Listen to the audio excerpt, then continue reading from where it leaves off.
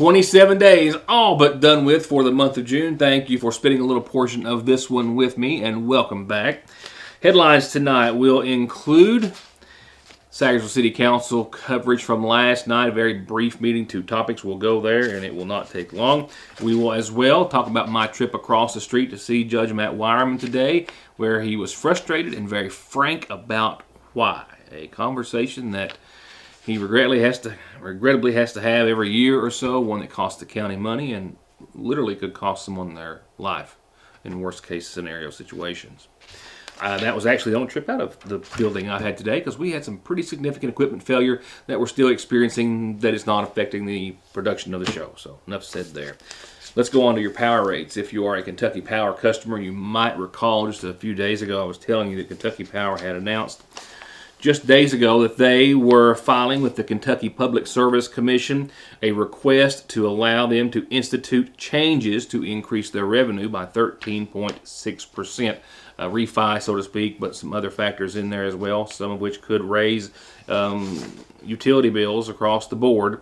If it goes through, it would start early next year. Today, I've learned the Kentucky Public Service Commission has told Kentucky Power that it failed to provide adequate service to its customers. This order was entered late last Friday, and the Public Service Commission says they are requiring Kentucky Power to, quote, show cause why it should not be subject to the remedy for failure to provide adequate service to its service territory, and why it should not be subject to an assessment of civil penalties for their violation of Kentucky law, which requires them to provide efficient, reasonable, and adequate service, of course, to all of its customers. The Public Service Commission said that this is due to Kentucky Power's request to defer almost $12 million in non-fuel adjustment purchased power costs. This is all related to a big winter storm last year, and it resulted in extraordinary weather that resulted in a wholesale electricity marketplace. PJM interconnection is the name of it, but nevertheless, saying that they were requiring all electric generating units, power plants within its area, including Kentucky Power, to operate up to their maximum generation output levels due to that severe weather. However, just weeks before that, the Kentucky's agreement to purchase capacity and energy that was being produced at Rockport in Spencer County, well, that agreement had been terminated and was no longer in effect.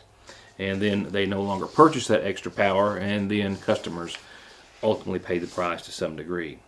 The extra expenses from that big winter hit, says Kentucky Power, says the Public Service Commission, Kentucky Power should have been prepared for, and they should have planned ahead for that. So I'm not yet to see what, if anything, will come out of that.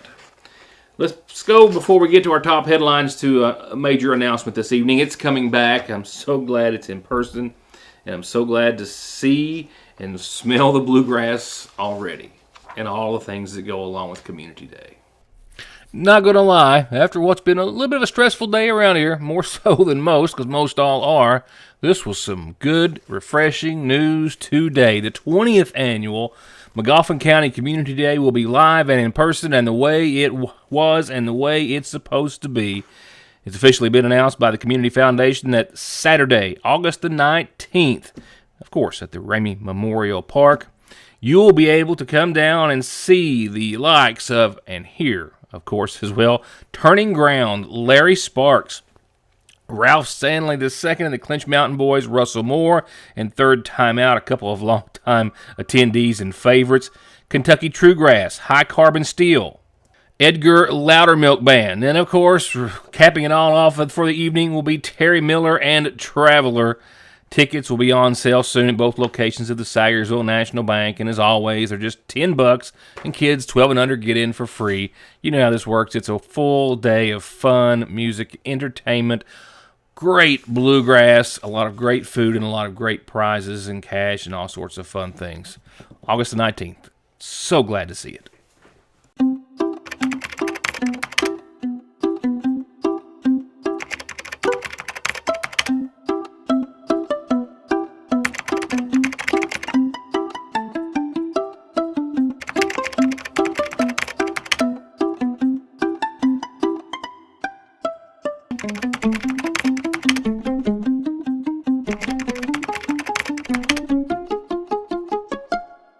Hello, I'm Dr. Cheryl Stalder-Cheney, podiatrist currently located in Sayersville, Kentucky. I've been servicing patients within Eastern Kentucky for the past 20 years. Our feet are the foundation for everything we do, and whether you're suffering from fractures or injuries, need custom orthotics, diabetic foot care, sports medicine, heel pain, wound care, or anything else foot related, relief is just one step away. Welcome to Hope Family Podiatry Center, where we take care of all of your podiatric needs. Located on the Parkway next to Hope Pediatrics. Get ready for an unforgettable summer of music and entertainment at the Mountain Arts Center with Billie Jean Osborne's Kentucky Opry Summer Show. This year's show brings you 6 incredible nights of sensational performances. Summer is in the air, and so are the incredible sounds of the Kentucky Opry. Don't miss out on this must-see event. Tickets can be purchased now by calling 1-888-MAC-ARTS, stopping by the People's Bank box office, or visiting us at www.macarts.com. The reassurance of getting your medications and over-the-counter needs at Sayersville's oldest and most trusted pharmacy, the convenience of curbside pickup and call-ahead service, and the fact that you can walk in, order to go, or sit down and get gourmet quality hot fudge brownies, nachos, shakes, coffees, hot dogs with homemade sauce, desserts, and more makes it more than your hometown Good Neighbor Pharmacy. It's a destination in downtown Sayersville, Frazier's Prater Drugstore. It doesn't get any sweeter than that. Someone dies in the U.S. every 7 minutes from an overdose, and over half of the population gets or takes pills from a friend or relative. And about 46 million and counting are exposed to narcotics in their drinking water. So don't toss them, flush them, or leave them lying around. Safely dispose of your unneeded meds anytime at Parkway Pharmacy, where you can always talk to a pharmacist when you need one. As I mentioned earlier, I did venture across the street to the McGoffin County Courthouse and spoke with Judge Matt Wireman, a conversation that he and I have had. He's had on numerous occasions, every so often, every year or two.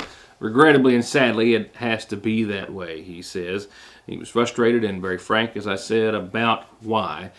When we spoke about stolen road signs that really offer no value to anyone, recyclable or not, and could literally cause problems with EMS and law enforcement that could cost someone their lives. He says it's a cost to the county and a liability that he says we should not have to endure. And in just the past couple of weeks, a pretty big number of McGoffin County road signs have just vanished in some areas, kind of more so than not. Not just one here and one there, but a lot here and a lot more there in some portions of the county, seeing just road after road now unmarked, to the point they're still trying to assess just how many signs were taken over the last several days. We've had sporadic issues of our road signs being taken down during my first term, and it was hit and miss. We'd lose a couple here, a couple there, and we'd replace them. And this is not anything new to Eastern Kentucky, or probably anywhere, actually, where some signs are taken down. But what we've seen over the past couple of days, or that we've noticed, we've got a couple of areas where multiple signs have been taken down, at least since last Thursday, Friday time frame, and over the weekend. Down in the Johnston Fork and Cow Creek area, we've got multiple signs down, and we've got some signs down on Rock House and on Burning Fork.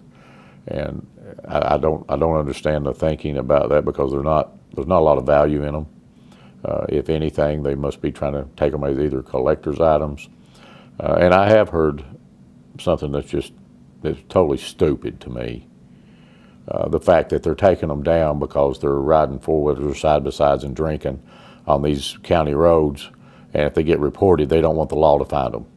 Well, you can trust me, Billy and the Sheriff's Department knows where these roads are when they get dispatched. Having my county road sign up there is not going to stop them from being able to come out.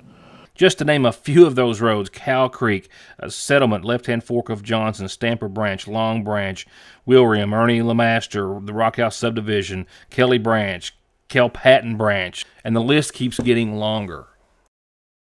Having talked to the sheriff, he's going to increase visibility and be on the lookout for anybody standing around road signs, parking their road signs, and I encourage the public to do the same. If you see anybody sitting around a road sign or standing around one, make note of who that individual is or their description, their vehicle, and report that to 911. We just can't keep having these signs being taken down. We've got over 12 that's gone in the last few days. Now, our EMS, fire, and police, we have the GPS systems. We know where these roads are. But if you have a new driver driving an ambulance or driving a fire truck or a new officer and he's trying to get out there, that road sign with that county road number on it will assist them to get there maybe a little quicker. So I encourage everyone to take pride in our community. We put these signs up so that we can identify those county roads for these purposes, and so that our maintenance crews know when we're out plowing the snow that we know what roads to hit and what ones to not go on. And it's very frustrating that we have to keep going back out. Now, we've got a couple that's been taken down multiple times on Burnham Fork. We had Kel Patton on Burnham Fork, and we've had Kelly Branch. Those have been taken down multiple times over the past couple of years. Don't know why. The signs themselves, like I said, they're not of a lot of value if you take them somewhere and burn the stickers off of them. I just don't get it. But if you get caught with them, be rest assured that there will be charges of receiving stolen property filed and prosecuted, because this is just getting out of hand. When we've had that many in a weekend, and here's what's funny, Rip. They're taking the road sign down, but leaving the stop sign. Now why? You know, they're either, like I said, they're going to put it up somewhere and put it in their house or do something as a collector's item, or they think that's going to stop the law from finding them. So we just need to be more aware and take more pride in our community and make sure that you report those things, and let's stop this. We're trying to build our community up, and stuff like this right here by a bunch of thugs or punks doing this, I say it's just stupid. The Sagersville Waterworks has 3 individuals that serve as commissioners on the board, 3 seats in all, and 2 of those have been vacant since the first of the year and the new city administration took place. Terry Marshall was removed by the mayor's office, and then Jim Hoskins subsequently resigned thereafter. Tommy Bailey was appointed by Mayor Stanley Howard, that leaving 1 vacant seat. Josh Puckett, local resident and attorney, the 3rd member. Last night, that last vacant seat was filled in a very brief special session of the Sagersville City Council, where they only met to have a second budget reading and then appoint a member to serve on the commission.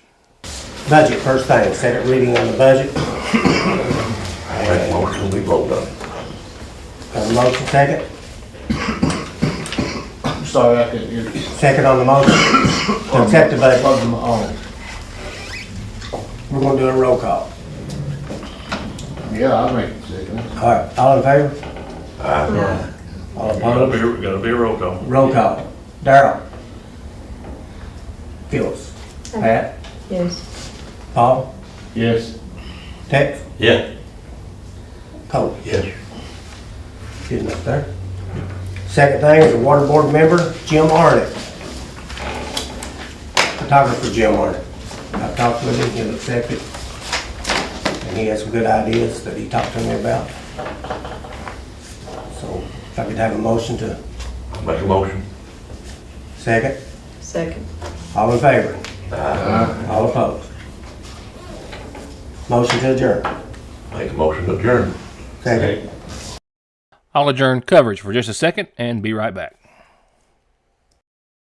Spring has more than sprung in the seasonal shop. It literally hits you in the face when you walk in with all the beautiful, vibrant colors, wall to wall to wall to wall with new arrivals. And they're happy to announce the return of their customer favorite, the deal of the day. Just follow them on Facebook for updates.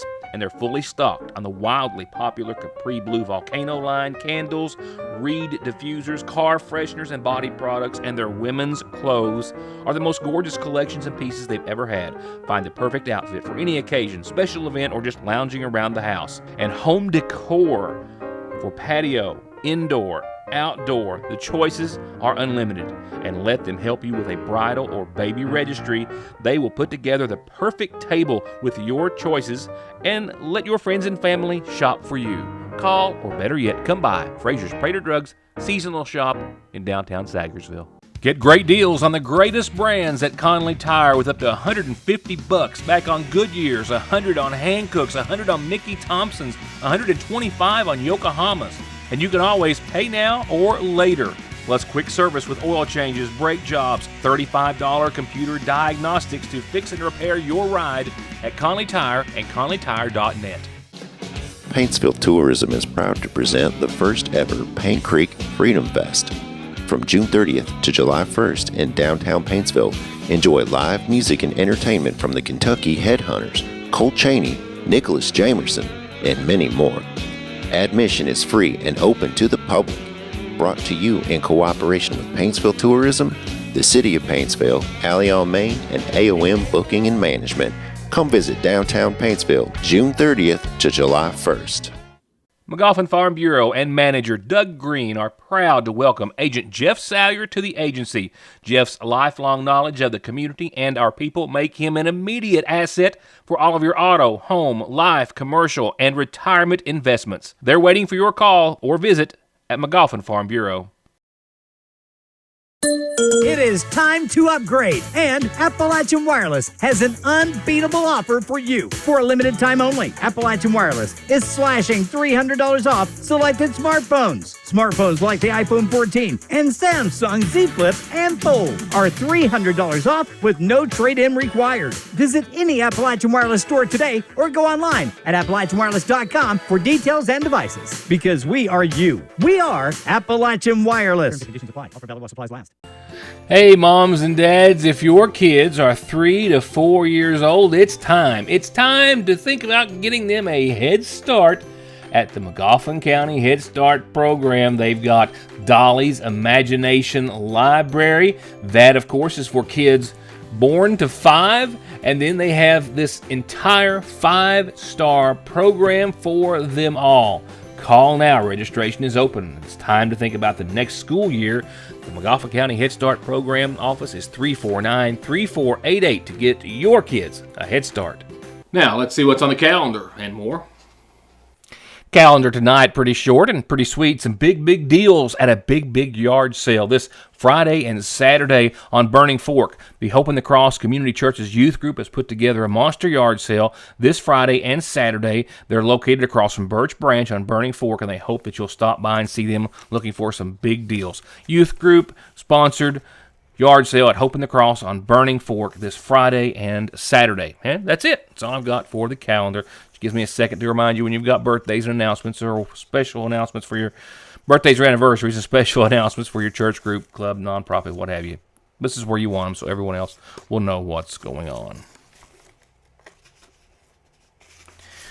Going on to obituaries, as I just did an update, services are still pending for 78-year-old Sarah Jane Fitzpatrick Burson of Sagersville, who passed away yesterday, the wife of the late Grady Gerson Burson. Those announcements to be made sometime soon through the McGoffin County Funeral Home.